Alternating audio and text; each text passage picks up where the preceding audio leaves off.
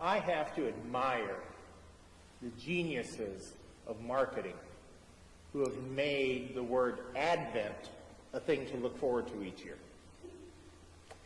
Whether it is Keurig cups or wine, makeup or cheese, the 24-day calendar things that you can buy in the store, that countdown has become a profitable way to welcome the darkness of December.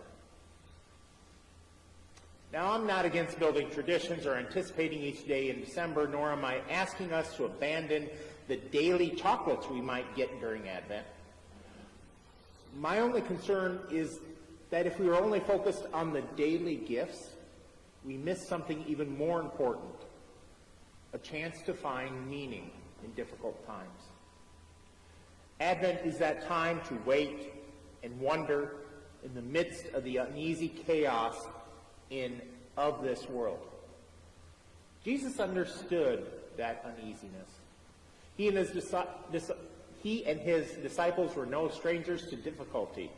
Jesus is speaking about wars and rumors of wars and nations against nations. He does not pretend to have all the answers or the timing down. Each generation has some chaos to navigate.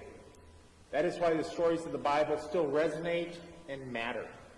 In the midst of it all, God asks us to be honest about the present while still looking towards a future that gives dignity to all people. This first Sunday of Advent asks us to grow hope precisely in this uncertainty. Hope does not require us to pretend that things are just fine and hunky-dory. Hope can hold that the reality of Isaiah's swords into plowshare's vision along the fact that we're still struggling against people looking for glory through bloodshed and power. There's a particular kind of awakening that happens when the world stops feeling as safe or as predictable as it once did. For some populations, systems have always been hostile and unreliable. Other groups have had comfortable lives, but suddenly a new diagnosis or an unexpected loss changes things. What would unity for all people look like when we start from such different foundations? What would it look like? Isaiah's vision of nations streaming to the mountain, of God teaching us God's way, of learning war no more, that can seem like a pipe dream when the world is filled with intentional cruelty and callous disregard for others. But naming the vision and resisting the false messiahs is a prophetic witness to others. Whether we are talking about first century trauma or 21st century uncertainty, the call is the same. Stay awake. Stay awake.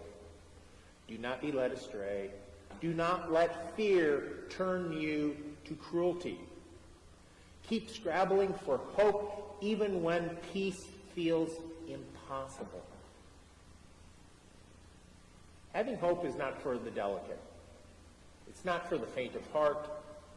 It is a silent resolve when someone tries to minimize you.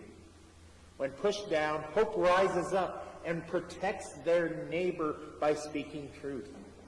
Hope continues even when the odds are not in their favor. Hope believes in showing up. What is one thing you're waiting for during this quiet December, while the rest of the world hustles and bustles around looking for the perfect material gift? What will give you the ability to rise again with hope? What gives you that ability to have that hope? Advent is having the courage to learn to live towards God's kingdom now. It creates pockets of welcome that beat back the hurt that comes from another's disregard.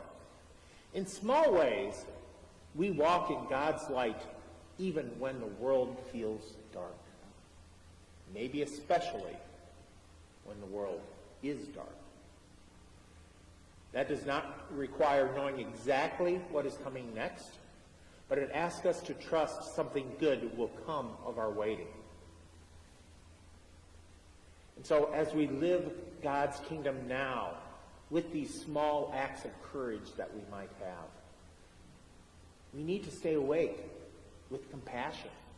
We need to keep our compassion there and not fall to fear. Because Advent calls us to that honest hope. That honest hope where we have hope and trust in God. Hope and trust. Amen.